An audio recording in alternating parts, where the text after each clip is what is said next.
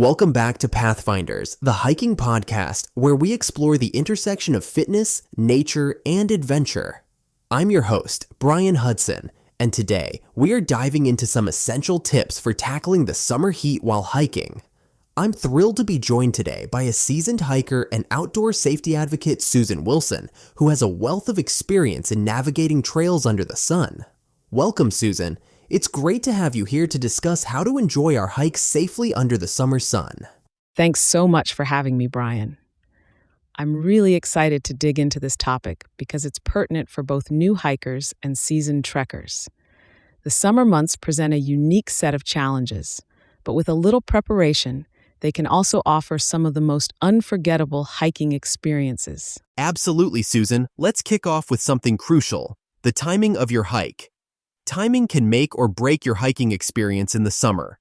Hiking during non-peak heat hours can significantly enhance your comfort and safety. Typically, the hours between 10 a.m. and 4 p.m. are the hottest parts of the day, right? So it's best to aim for early morning or later in the afternoon when temperatures are cooler. What are your insights on this? You're exactly right, Brian. Early morning hikes, ideally starting around sunrise, or late afternoon hikes can make all the difference. Not only do these times present cooler temperatures, but they also tend to offer beautiful lighting and a quieter trail experience. Personally, I prefer to start my hikes no later than 7 a.m. during summer, which allows me to beat the heat and enjoy a more serene environment. Starting early can also mean catching a breathtaking sunrise, providing a perfect start to a day of adventure. Plus, wildlife activity tends to be more prevalent during these cooler periods, offering a special bonus to early hikers. How about choosing the right trails? We know trails with ample shade and access to water can make a significant difference in how comfortable and sustainable a summer hike can be. Absolutely. Selecting a trail with these features can transform your experience. Dense forest trails, or those following a river or stream, provide natural cooling through both shade and evaporative cooling. When planning your hike, it's wise to look at the trail map and read recent trail reports to ensure there's shade coverage and potential water sources. It also pays to research if swimming is allowed or even safe in those water bodies, as a quick dip can be incredibly refreshing. Great point, Susan. It's also important to note that utilizing a map and compass or a reliable GPS device can help in navigating these unfamiliar trails effectively. Let's talk about gear essentials now, especially when it comes to clothing and sun protection. Lightweight, moisture-wicking clothes are a must. I always recommend a wide-brimmed hat and UV protection sunglasses to hikers setting out in the summer. Those are excellent suggestions, Brian. Proper gear can shield you from the harsh elements and enhance your comfort. Lightweight, long-sleeved shirts made of synthetic materials or merino wool are excellent as they protect against sunburn while keeping you cool. Don't forget about sunscreen, with at least SPF 30 applied to all exposed areas and reapplying every 2 hours. And of course, carrying a lightweight, refillable water bottle or hydration pack is critical for maintaining energy and hydration levels. Sun protection is indeed something we can't overlook. Speaking of hydration, it's often the trickiest part to get right on a summer hike.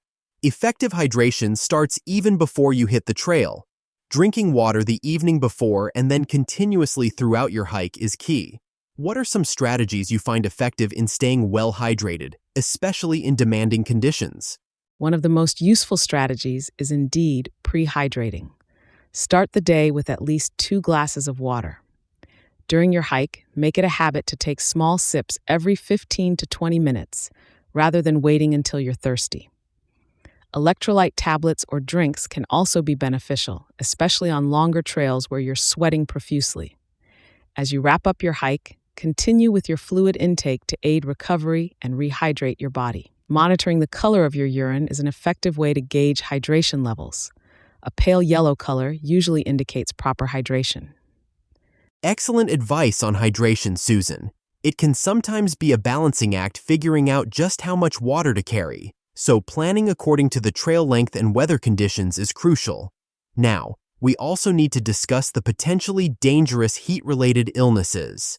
Knowing the early signs of heat exhaustion, like dizziness, fatigue, and a weak pulse, is crucial for prevention. How can hikers prepare themselves to avoid these conditions? Recognizing those early warning signs is indeed life-saving.